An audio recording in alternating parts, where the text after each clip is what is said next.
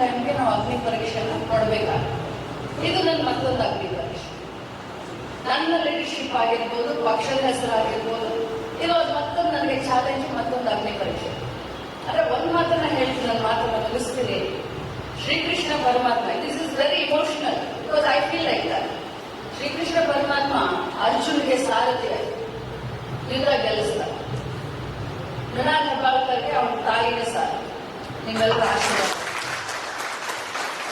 ಅವಾಗ ಒಬ್ಬ ತಾಯಿ ತನ್ನ ಮಕ್ಕಳಿಗೋಸ್ಕರ ಪರ ಕೊಡ್ತಾಳೆ, ಭಗವಂತ ಕೂಡ ಆಶೀರ್ವಾದ ಮಾಡ್ತಾನೆ. ಅಲ್ಲೆಲ್ಲ ಅಂತಂದ್ರು ಕೂಡ ಒಬ್ಬ ತಾಯಿಯ ಭಾವನೆಯನ್ನ ಬರೀ ಇಮೋಷನಲ್ ಅಲ್ಲ, ಪ್ರಾಕ್ಟಿಕಲ್ ಆಗಿ ಈ ಒಂದು ಮುಂದಿನ ಭವಿಷ್ಯಕ್ಕೆ 40 ವರ್ಷ ಬೇಡ, 5 ವರ್ಷ 10 ವರ್ಷ ಕೊಡು.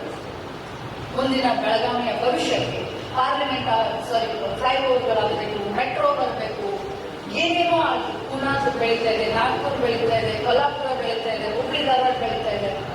ಒಂದು ಬ್ರಾಡರ್ ವಿಷನ್ ಇಟ್ಕೊಂಡು ಕೆಲಸ ಮಾಡ್ತಾನೆ, ಸಿವಿಲ್ ಇಂಜಿನಿಯರ್ ಇದ್ದಾನೆ.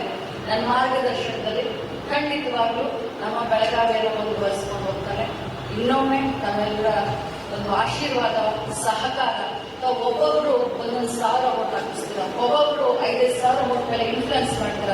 ದಯಮಾಡಿ ಮಾಡಿ ಅಂತ ಹೇಳಿ ನನ್ನ ಮಾತನ್ನು ಮುಗಿಸ್ತೀನಿ. ನಾರ್ತ್ ಫಸ್ಟ್, ಉತ್ತರ ಕರ್ನಾಟಕದ ಆವಾಜ್.